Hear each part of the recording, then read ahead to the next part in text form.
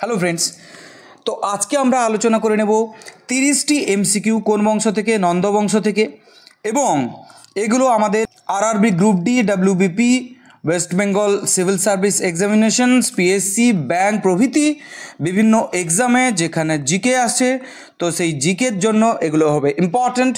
তো 30টি গুরুত্বপূর্ণ এমসিকিউ আমরা আলোচনা করে নেব নন্দ রাজবংশ থেকে। নন্দ রাজবংশের প্রতিষ্ঠাতা কে ছিল? বিম্বিসার, মহাপদ্মনন্দ, ধননন্দ, উদয়ন। তাহলে প্রতিষ্ঠাতা বা ফাউন্ডার যাকে বলা হবে নন্দ বংশের, তিনি কে? তিনি হলেন মহাপদ্মনন্দ। নেক্সট কী আছে? নন্দ রাজবংশ প্রাচীন ভারতের কোন রাজ্যে শাসন করত? প্রাচীন ভারতের কোন রাজ্যে নন্দ রাজবংশ শাসন করত? কলিঙ্গতে, মগধে, অবন্তী, গান্ধার? না, এগুলো কোনোটাই হবে না। সঠিক উত্তর হবে মগধ। মগধে নন্দ রাজবংশ শাসন করত। নেক্সট কোশ্চেন, নন্দ রাজবংশের শেষ শাসক কী ছিল? নন্দ রাজবংশের শেষ শাসক কি কালাশোক? না। মহাপদ্মনন্দ? না। ধননন্দ? হ্যাঁ হবে। বিন্দুসার? হবে না। তাহলে সঠিক উত্তর ধননন্দ। নেক্সট, নন্দরা কোন রাজবংশকে পরাজিত করে ক্ষমতায় এসেছিল? তার মানে আমাদেরকে জানতে হবে নন্দ বংশের আগে কোন বংশ শাসন করত। সঠিক উত্তর হবে শিশুনাগ বংশ, যেটা আমরা অলরেডি আগের ভিডিওতে আলোচনা করে নিয়েছি। শিশুনাগ বংশকে নিয়ে 30টি টপ এমসিকিউ আলোচনা করে নিয়েছি আগের ভিডিওতে জিকে পার্টে। তোমরা যদি না দেখে থাকো তাহলে কিন্তু সেটা গিয়ে দেখতে পারো। কতজন পুত্র মহাপদ্মনন্দের পরে রাজত্ব করেন বলে জানা যায়? 8 জন বা 9 জন।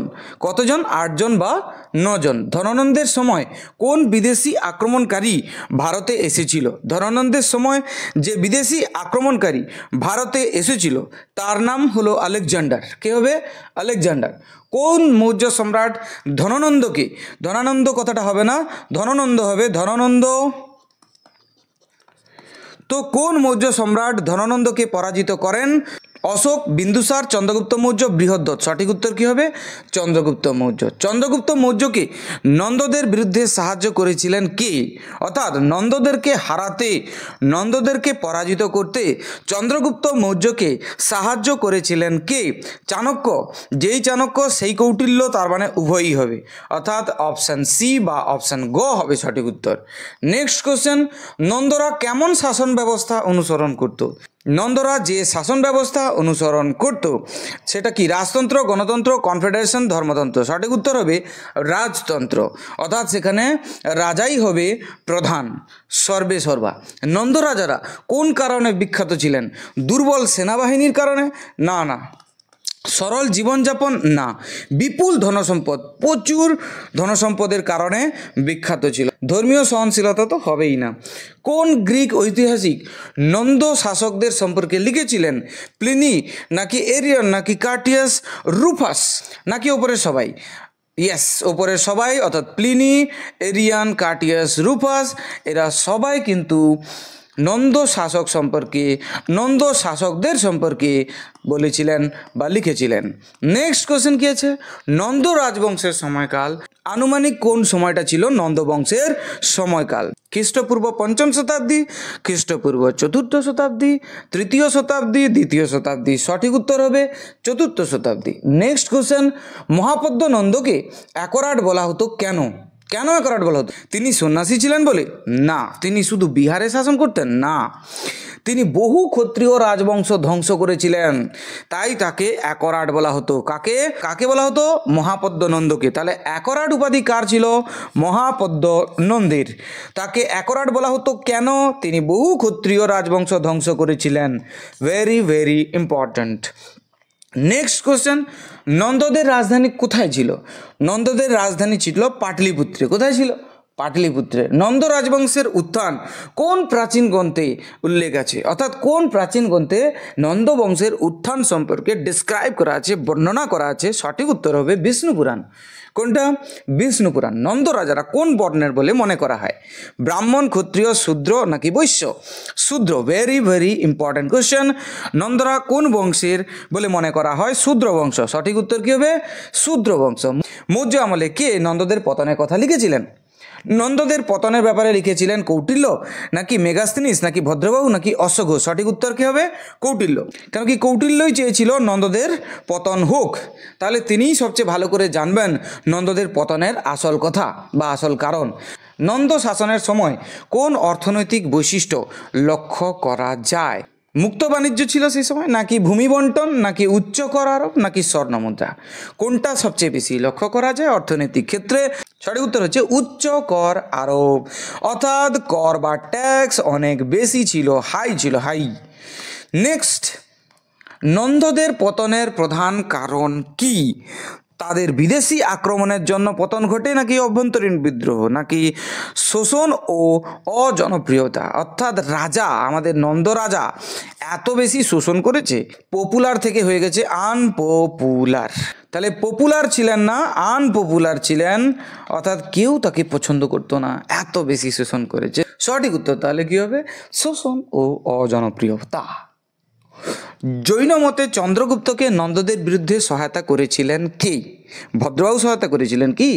চন্দ্রগুপ্তকে নন্দদের বিরুদ্ধে সহায়তা করেছিলেন, অর্থাৎ নন্দদেরকে হারাতে চন্দ্রগুপ্তকে সহায়তা করেছিলেন জৈনদের মতে, আমাদের মতো নয় কিন্তু, জৈনদের মতে। তো জৈন মতে ভদ্রবাহুই তিনি জৈন ধর্মাবলম্বী একজন ব্যক্তি, তিনি চন্দ্রগুপ্তকে নন্দদের বিরুদ্ধে সহায়তা করেছিলেন। নেক্সট কোশ্চেন, নন্দদের সেনাবাহিনী কেমন ছিল? নন্দদের সেনাবাহিনী নৌবাহিনীওয়ালা না বিশাল স্থলসেনা যাকে বলে আর্মি? জি জি, এটাই হবে সঠিক উত্তর।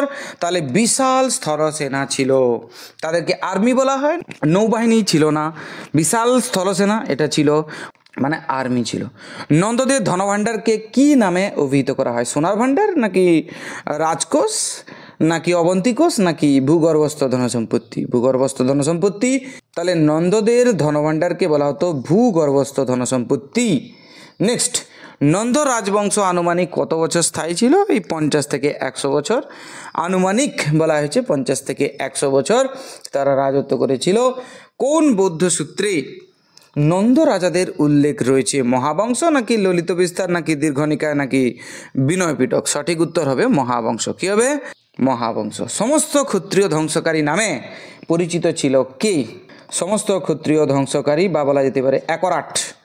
তাহলে একরাট কে ছিল মনে পড়ে? মহাপদ্মনন্দ, যেটা আমরা অলরেডি আলোচনা করে নিয়েছি আগের কোশ্চেনে। নন্দদের পতনের পর ভারতের রাজনৈতিক ক্ষেত্রে কি পরিবর্তন আসে? না নন্দদের পতনের পর গণরাজ্যের উত্থান হয়, নাকি মৌর্য সাম্রাজ্যের শুরু হয়? অবশ্যই নন্দদের পতনের পরে মৌর্য সাম্রাজ্যের শুরু হয়, কারণ কি মৌর্যরাই তো নন্দদের পতন ঘটালো, হ্যাঁ কি না? নেক্সট কোশ্চেন, নন্দরা কিসের জন্য বিখ্যাত ছিল? বই সংগ্রহের জন্য? জমি জয়ের জন্য? হাতি ও সোনা সংরক্ষণের জন্য? জি জি বিলকুল, হাতি ও সোনা সংরক্ষণের জন্য নন্দরা ফেমাস, বিশাল হাতি তাদের কাছে। ধননন্দ জনসাধারণের মধ্যে অজনপ্রিয় ছিলেন কেন? পপুলার ছিলেন না কেন? মানুষ তাকে ভালোবাসত না কেন? দয়ালু স্বভাবের জন্য? কেউ দয়ালু হলে তাকে কি কেউ ভালোবাসে না?